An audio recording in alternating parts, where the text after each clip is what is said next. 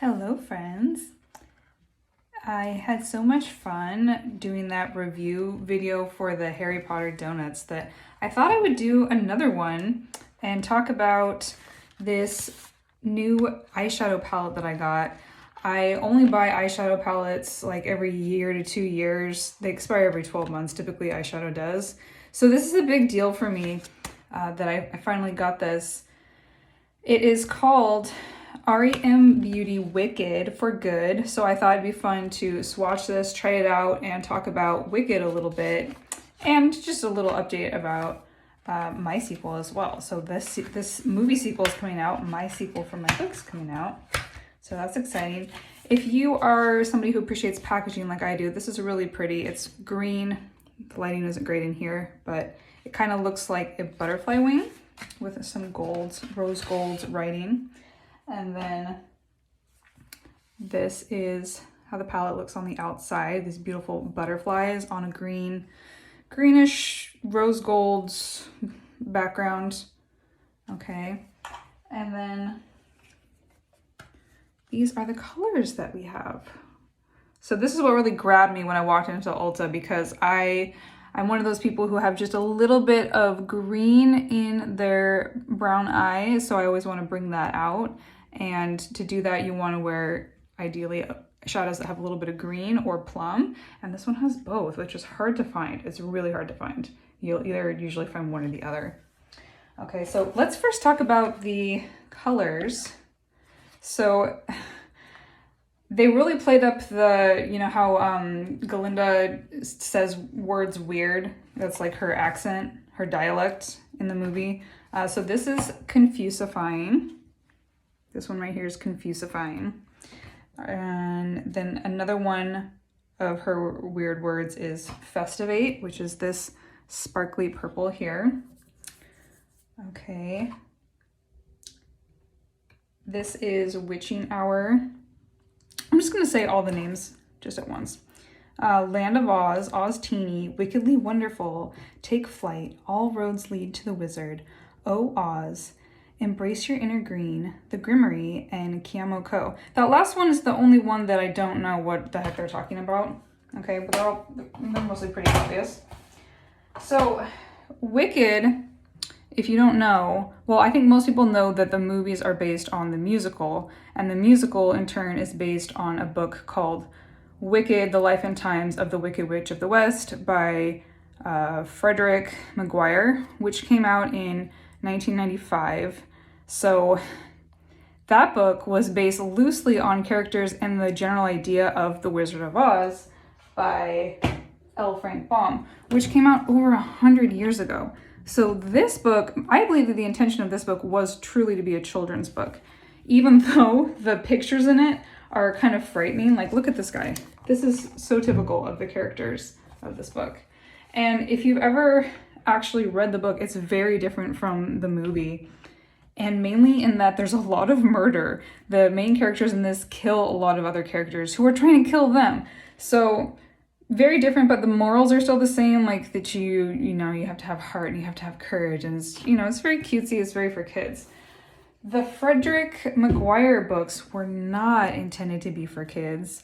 I read the first one for the first time as an adolescent. It was in the Lakeport Library, and I did read it as a pretty young person, and it was pretty adult. So they had like some strong themes of like romantic stuff going on. And it was also just kind of depressing. There were some really depressing parts because it follows her whole life of, being kind of this innocent person who is pushed towards being a villain. Anyway, let's give this a try. Let's try some things out. Okay. So what I have on right now is a whole lot of melasma from pregnancy. So that's all these dark spots. And I have some foundation on, but it doesn't cover them up. Which is fine. And then I have just some matte black liquid liner. Okay, so that's all we're starting out with here. So I'm gonna start off just by swatching the colors. And this first one is, this is Confusifying, and it's just a really plain kind of baby pink. So if I try that on the pale part of my wrist. You can see it's really faint. I don't know if you can even see that at all. I can barely see it. So that's just like your typical like nice blending one for the eyes. And then we have Witching Hour, which is more of a tan, really neutral color. Good, another one that's good for blending. These are both matte ones. I got way too much on there. Okay, again, you probably can't even see the difference that makes on my skin. I'm hoping that the ones that are more exotic are more pigmented and will show up more, because these ones are meant to not show up a lot. Okay, so now we have our first sparkly one. I'm going to switch to using my fingers for this one because I don't want to be mixing sparkles.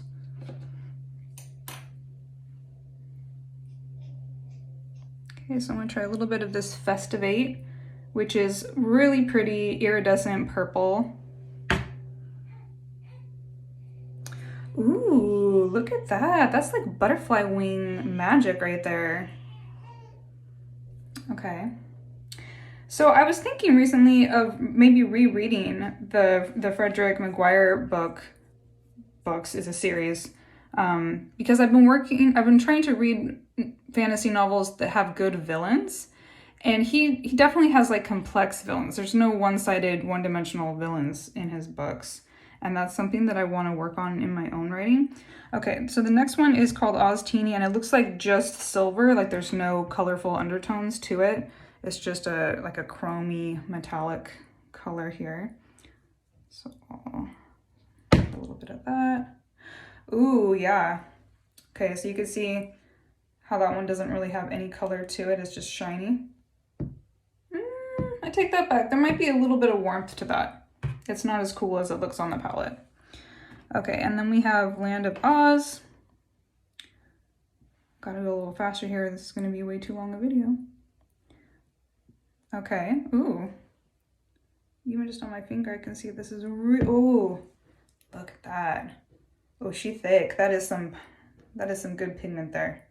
That was the tiniest little bit that I had on my finger too, and it was that dense. Okay, so moving on to another matte shade. This is Wickedly Wonderful, and this is a really rich purple, dark purple. By the way, I'm not gonna put all these on my eyes, don't worry. We're not gonna be here all day. Okay, this one's really smoky. So this one is not as thick. That one would probably be easier to blend, even though it looks really dark. Okay, now the second row, we have Take Flight down here, a matte kind of olive. I'm gonna go back to using this brush here. I have really high hopes for this. Okay, so this one's pretty faint, and it doesn't come out as super green. It's like the green of the shirt, but I like it. That could be fun. Maybe we'll work with that one.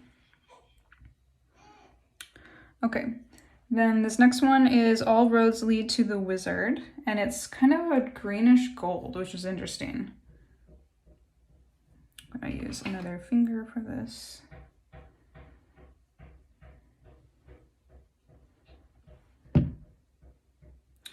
Ooh.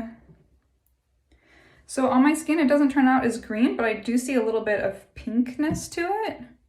It's kind of a rosy gold, but maybe if it was next to green, it would pick up some of that. Okay, then we have this really fresh Oh Oz, kind of a minty green here. Okay, so. Now, having one palette per year, this is the eyeshadow that I'm going to be wearing to work. So the glitters might not get a ton of use. But this one is pretty sheer. So that might be an everyday glitter for me. Okay, the next one is Embrace Your Inner Green. And this is the one that's all swirled. So it has gold and then it has this really dark green. Ooh. Ooh. So it kind of mixes together when you pick it up. Okay, yeah, that's really pretty. Yeah, she's giving Alphaba there for sure. Okay, just two left, and they're a little bit similar to some other shades we have here. So this is like a darker version of Witching Hour. It is the Grimoire. So this is like the magic book, they're saying. Okay, so this is a much more solid brown. And then this last one here is Kyomoko. Maybe that was a character that I forgot about. I don't know. I really don't know. Okay, and that's just another brown. Okay, so we've tried them all. I kind of really like a lot of them. So I'm gonna start with, like a typical millennial, I'm gonna start with the inside corners and do something really pretty and sparkly. So I think I'm gonna take just a tiny bit of this Oh Oz.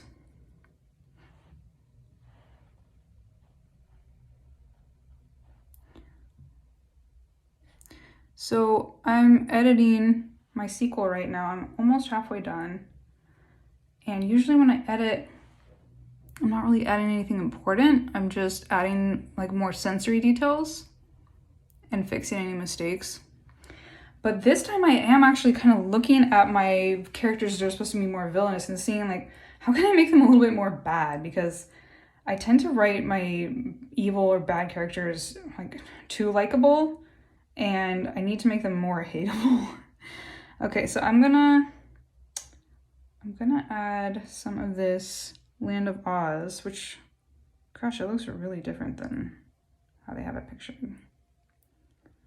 This is like a really pretty coppery color.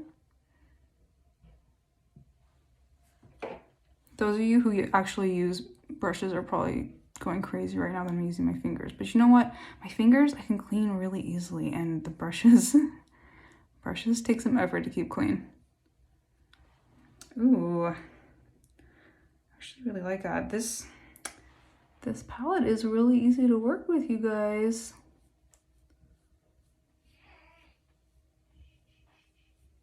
Okay. Oh, that's really fun. Okay, then,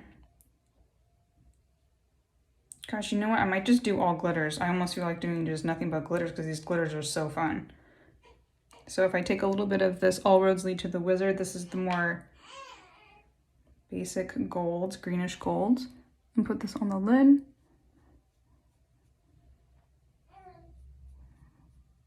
Yeah, you know what? I've never done that before. Oh, look, that's just all glitters.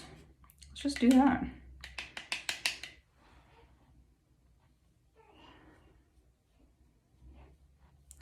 So the series that Frederick Maguire wrote, that the musical was based on, that has 4 parts. I've only read the first 2. And I think most people like, I mean, they were wildly popular, right? Because that's how they got turned into a musical. But I think Oz is something that people either you like it or you really don't, because it's just kind of weird. It's kind of a weird world.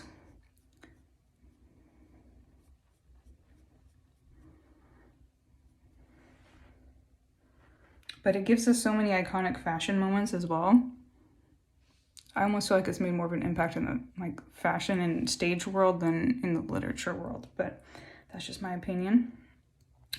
Okay, that's really fun. I don't know how much you can even see of the colors on camera. So I'm gonna finish, I know I said all glitters, but I can't help myself from blending with a little bit of the neutral matte here. So I'm going to take some Confusifying up by the brow bone.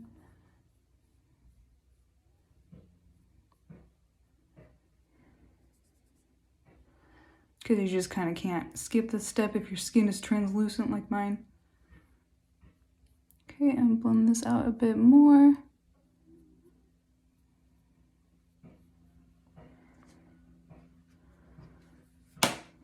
Okay, so my final review is that this is at Ulta about $60, which is pretty typical for 12 shade nice palette like this, I think it's a pretty good value. These are really big pans, really highly pigmented, good quality. I would recommend it, and I hope you guys are all excited to watch Wicked for Good coming out soon. I have no idea when. This is not an ad. This is not sponsored.